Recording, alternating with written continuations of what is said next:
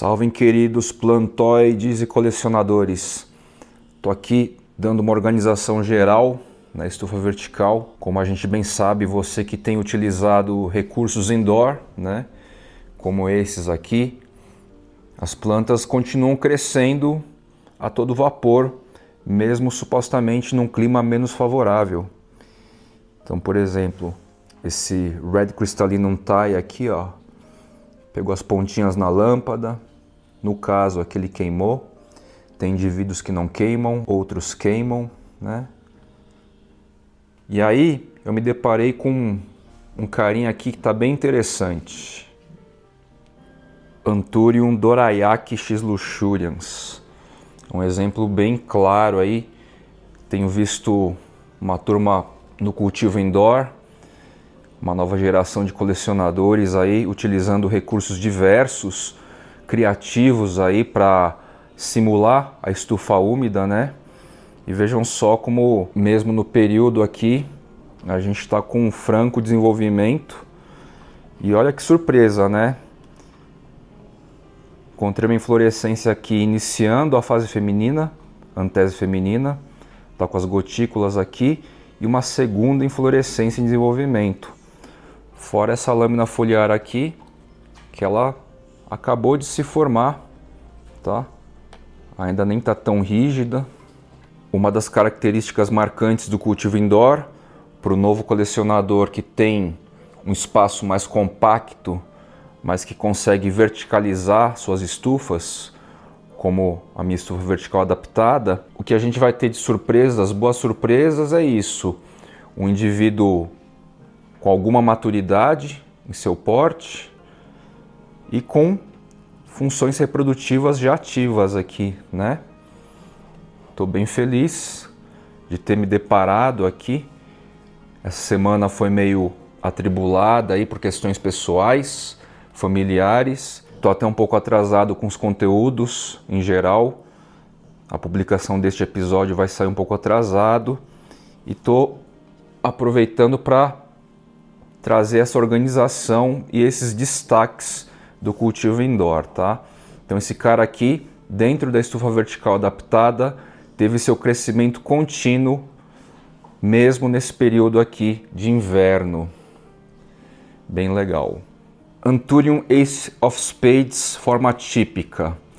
Ele veio como um tesula, ele veio aí numa safra que ocorreu durante a pandemia, quando muitos colecionadores queriam Ace of Spades, e na ocasião lá a tesula acabou liberando plântulas em formatos ainda não verificados, não selecionados, os Ace of Spades Dark Form, né?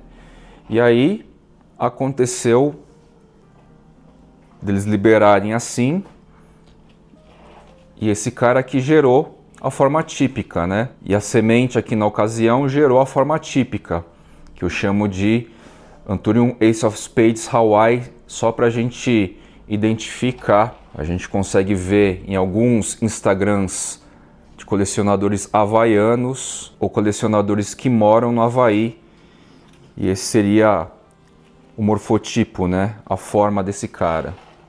Esse é um dos carinhas que sofreu um pouco com essa mudança de clima, tá? Mesmo na estufa vertical adaptada. As folhas anteriores, ela estava com umas 3 folhas, 4, secaram, caíram. Essa nova folha aqui abriu meio estranha, já está com algumas queimaduras aqui, tá? Uma característica bastante típica de Ace of Spades, seja dark, seja green, seja a forma típica, é esse pecíolo bastante rubro que se perpetua aí com a lâmina foliar em expansão e essas linhas de nervuras avermelhadas assim, tá? Todos os Ace of Spades têm essa característica, pelo menos as 3 variedades que eu tenho aqui: forma típica, o dark e o dark X green, tá certo?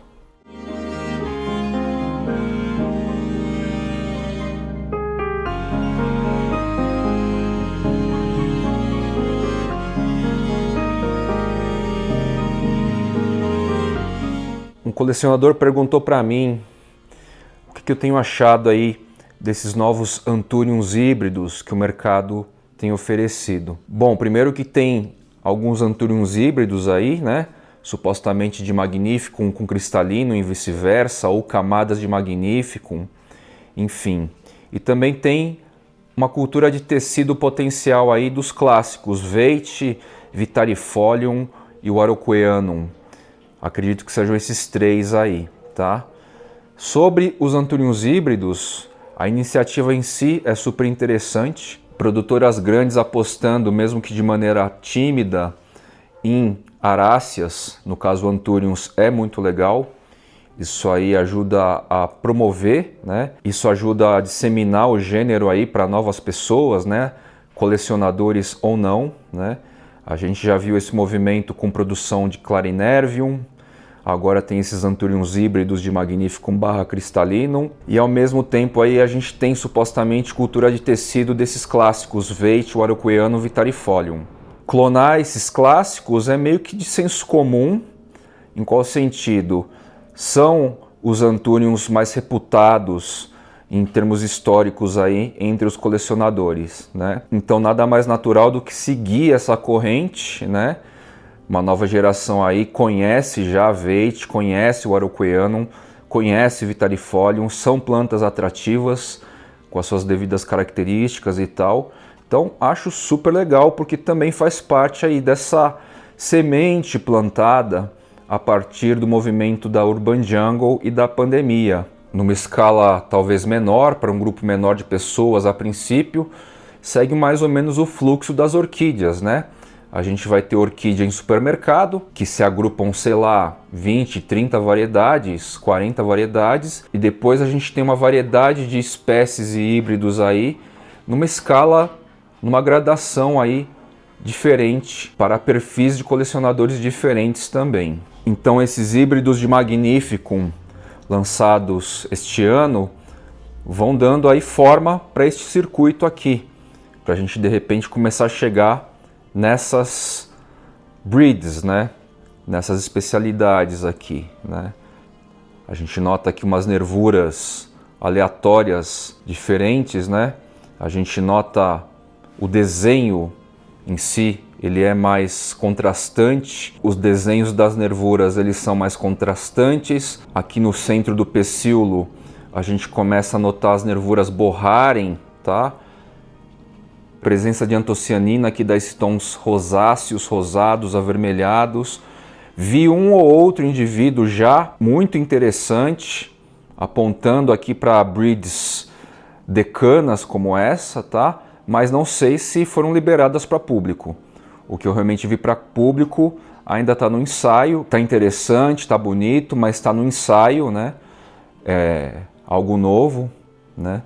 Então eu entendo que a gente tem muito potencial aí de detalhar mais os desenhos, as formas, de selecionar também, agrupar, separar, né? Criar linhas diferentes aí para organizar e colocar essa ideia de Anthuriums híbridos no Brasil num circuito mais profissional e especializado possível, né? Então, respondendo a pergunta desse colecionador, na verdade foram dois colecionadores que me perguntaram, e exemplificando com SKG Grey, eu trago esta minha opinião a respeito. Voltando aqui ao teste do cultivar do Anthurium papililaminum e jardim, uma nova lâmina foliar vem despontando aqui e preservando as características, que é o mais importante, né? Em expansão, ela tem mais ou menos esta tonalidade. Notem aqui o sinus muito plano, né? Vamos ver o verso aqui, a face abaxial. Bastante intensa a coloração. O caule continua muito vermelho. Então, desse indivíduo aqui que é o maior, que era apical, que é apical, ele continua crescendo aqui e preservando as características, né? Como comentado, só para relembrar, eu tenho mais uns 3 ou 4 indivíduos em ambientes diferentes para ver se esses clones também eles vão mantendo as características, né? Esse carinha aqui é nitidamente equivalente ao Portilloy, Portilai, Doritos. Que mais? Tem uma galera aí de aveludados com genética de papilâmino, de Portilloy, que segue essa estética, tá? Já até tem um nome aqui para ele. E em breve aí, depois que eu finalizar os testes, eu vou trazer para vocês. No teste Monstera Lab versus Advanced Pro, passaram-se aí umas 2 semanas mais ou menos, tá certo? Apliquei pela 3ª vez hoje, Monstera Lab, hoje foi Advanced Pro e Advanced Pro. Por enquanto a gente não nota significativa mudança, a única coisa que eu reparei é que no teste, na dupla Advanced Pro, uma nova lâmina foliar nasceu nos 2 indivíduos, tá? Eu acho aqui que foi coincidência, provavelmente as gemas foliares já estavam no mesmo estágio, tá, de desenvolvimento, mas vamos deixar de observação aqui para ver se de repente foi influência de Advanced Pro. Acredito que não. Então, para 2 semanas de realização de teste, essas são as constatações iniciais que vocês têm acompanhado aí comigo, tá? O projeto piloto começou aí neste episódio que está na tela, tá certo? E quem quiser acompanhar esse teste de rendimento da relação Monstera Lab com o Advanced Pro, e no caso aqui, eu intercalando aqui os 2 nutrientes, basta ver aí no link.